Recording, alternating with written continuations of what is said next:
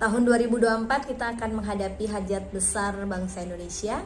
Di tahun 2024 ini nanti kita akan memilih calon pemimpin bangsa baik di level nasional maupun juga di level daerah.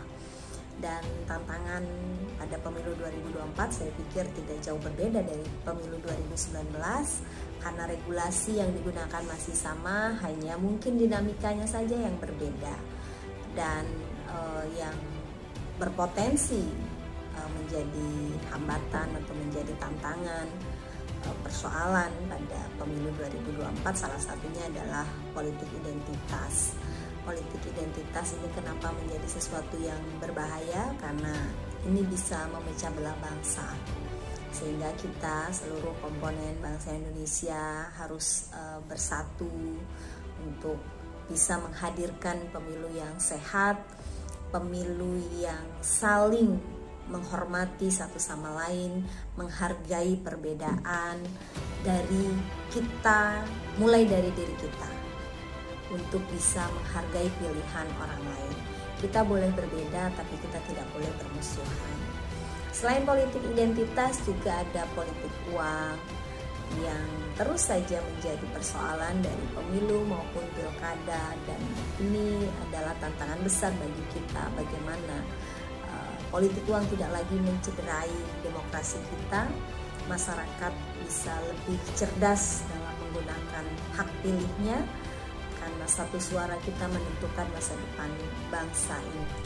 Apa yang bisa dilakukan oleh kita sebagai anak bangsa untuk menghadirkan pemilu yang sehat, pemilu yang terhindar dari politik identitas, politik uang, politik sara, sehingga kita semua bisa saling menghargai pilihan kita, karena bagaimanapun pemilu itu adalah sarana bagi kita untuk memilih pemimpin secara bebas.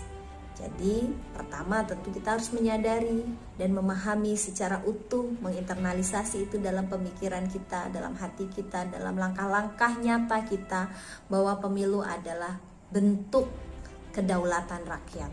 Rakyat diberi kesempatan untuk memilih secara bebas pilihannya, tanpa intervensi uang, tanpa intervensi kekuasaan atau intervensi yang lainnya.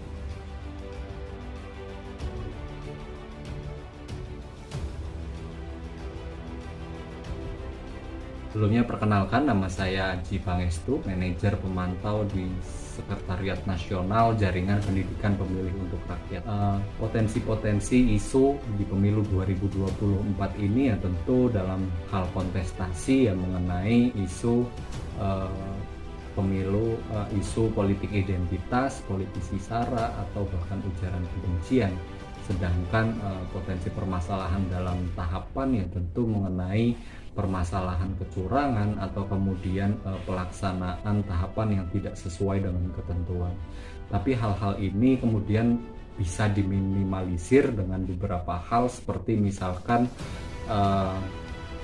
bijaknya masyarakat dalam menggunakan media sosial, atau kemudian munculnya banyak pemantau pemilu atau masyarakat yang peduli terhadap pelaksanaan pemilu 2024.